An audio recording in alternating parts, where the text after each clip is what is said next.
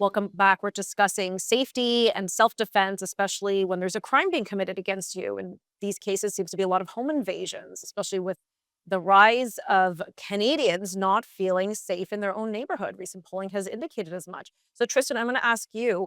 You saw that poll, I imagine, the one that was recently released that said over half of Canadians don't feel safe in their neighborhood. Oh, yes, yeah, and it's one of several polls indicating that much. And I mean, if you look at Statistics Canada, they maintain an index on this ever since 2014. Basically, all categories of crime have been going up, and you can say, well, it's not yet at the peaks where it was in the 1980s, which is true.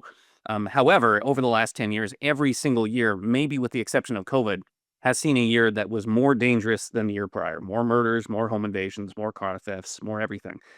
So when people are noticing, when you have these polls looking at perception of crime, that's not a false perception. They are actually perceiving cities that empirically are getting worse. And that's just police reported crime. I mean, another sort of element to this, I know several people in my social circle, several business owners, there are crimes that happen to them now that they just don't bother reporting, that they maybe Right. would have reported in 2014, just because, your window's broken for the 12th time. You reported the first 11 times. Are you going to bother this time, or are you just going to replace the window? So yes, the reason this particular case, because these types of cases happen semi-regularly every few months. There is a homeowner who defends against a home invader and is criminally charged for that. Why this particular Lindsay, Ontario, sort of galvanized the political class is because I think increasing numbers of Canadians, there are crime Right. things happening to them now that they've never experienced before. Yeah, and car remember we had this, well, we still do, but that spike in car thefts, I guess a couple years ago, and, It's sometimes. types of crime like stranger attacks and auto thefts. I mean, you can look at sort of the overall crime trend, and it's going slightly up. But then within that, you have types of crime that are at historic highs. We've never had this many cars getting stolen. Right. I would be inclined to say that our level of sort of home invasions and muggings, crimes we typically associated with South America or the United States, are on the upswing in Canada. Okay. Let's talk again, legal framework, Rob. I'll bring you in for that. Again, under Section 35 of the Criminal Code, a person has to meet certain criteria to claim self-defense. Do you feel that code is robust enough? Do you think there should be some ameliorations, some changes? Actually, our section 34 and 35 of the criminal code, which are the two sections that apply, are actually very accommodating. I wouldn't suggest that there be any alterations, additions, or deletions to the criminal code.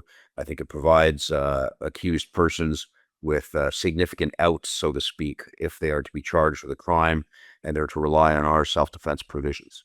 Right, right. And again, you know, um, the case will, unfortunately, the time just takes a long time to process all this. If this could be done in 3 months, and this guy doesn't have to wait 2 years for a potential acquittal, great, or potential withdrawal of charges, great.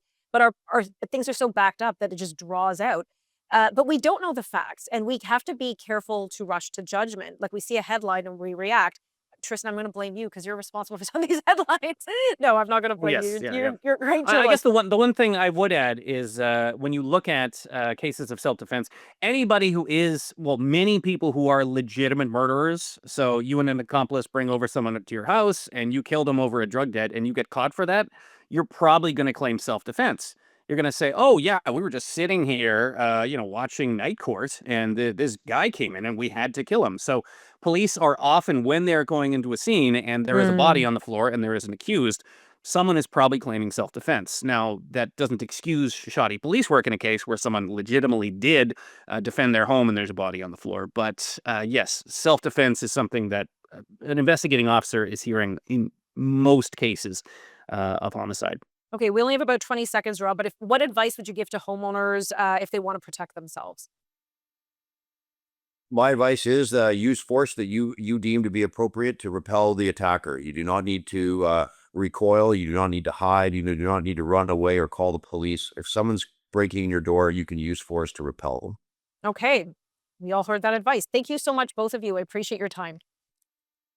And that's all the time we have for today. If you'd like to suggest a topic for the show, feel free to reach out via X at @TGranicAllen or via the News Forum website. This has been Counterpoint. Thanks for watching.